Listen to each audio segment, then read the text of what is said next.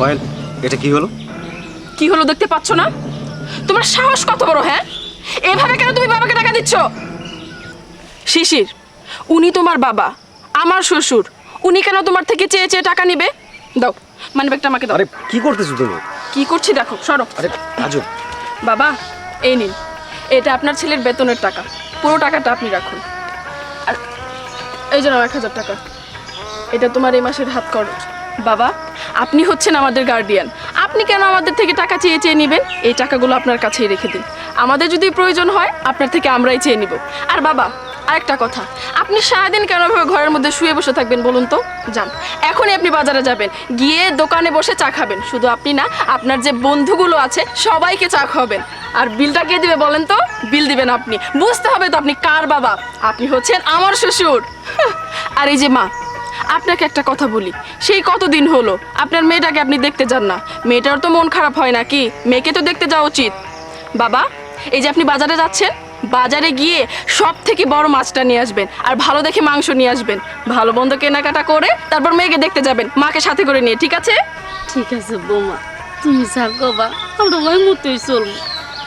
আজকে আমার গর্বে বুকটা পড়ে যাচ্ছে।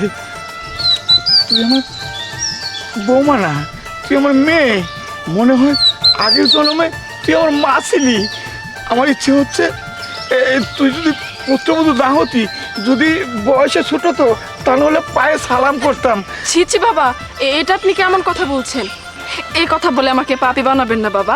আপনি তো আমার বাবা, আমি আপনার মেয়ে। মেয়েকে কখনো এই ধরনের কথা বলে কেউ? হ্যাঁ, এই কথা বলবেন না। ভুল হয়েছে মা, এই যে কানে ধরছি।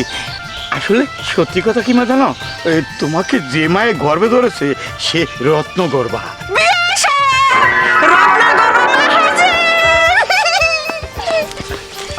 আসসালামু আলাইকুম। ওয়ালাইকুম আসসালাম।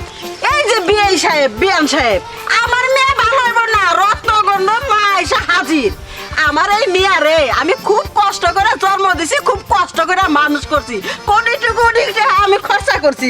খালি এই মেয়ের পিছনে না, এই দুইটা মেয়ের পিছনে খরচা করছি। মেয়েরে মানুষের মতন মানুষ বানাইছি, যাতে শ্বশুর বাড়ি যাইয়া সুন্দরভাবে সংসার করে, আশেপাশের মানুষ জানে কোনো মায়ের কাছে রিপোর্ট না নিয়ে আয়। সেই ব্যাপারে আমি জন্ম দিছি, মানুষ করছি, বোঝেন নাই? আসলেই বেআইন, আপনি খুব সত্যি কথা কইছেন। আমার যদি আরো দুইটা ছেলে থাকতো, সত্যি কথা আপনার ওই মেয়ে দুটাও আমি হাতছাড়া করতাম না। শোনেন, আপনারা না কথা কই, কান খুলা শোনেন। এই যে মিয়া বিয়া দেওয়ার পরে এই মিয়ার মাইদের মিয়ার শাশুড়ি বাড়িতে আইসা নাক গলান উচিত না। যে মেয়ের মা বেশি চালাক সেই মেয়ে তাড়াতাড়ি তালাক। আর না কথা, আমার মেয়ের নামে যে এত চাপা মারতাছি, আমার মেয়ে কলে দুধে দশ চলতে পাতার না। যখন আমার মেয়েটা আপনার পোলার হাতে বিয়া দিলাম, নতুন নতুন আমার বাড়িতে যা দুর্নাম করছিল, পরে কানের মধ্যে কয়সা থাপ্পড় মারছি যে শ্বশুর বাড়ির দুর্নাম আমার কাছে করে পারবি না। শ্বশুর শাশুড়ি যা কয় দাঁতে কামড় দিয়ে সংসার করবি, তাই করতেছে। এই যে মেয়ের একটা থাপ্পড় দিচ্ছে, এক থাপ্পড়ে কাম হয়ে গেছে। সত্যি বেআইন, আপনার মতো প্রত্যেকটা মা যদি মেয়ের মা হতো, ওই মেয়ে স্বামীর সংসারে অবশ্যই 100% সুখী হবে। আচ্ছা ঠিক আছে, এতদিন পর আইলাম, একটু ভালো মন্দ খাওয়াইবেন, তা না রাস্তায় দাঁড়ায় কথা কই আর সময় নষ্ট করতেছেন। আর বেবি চলো, বেবি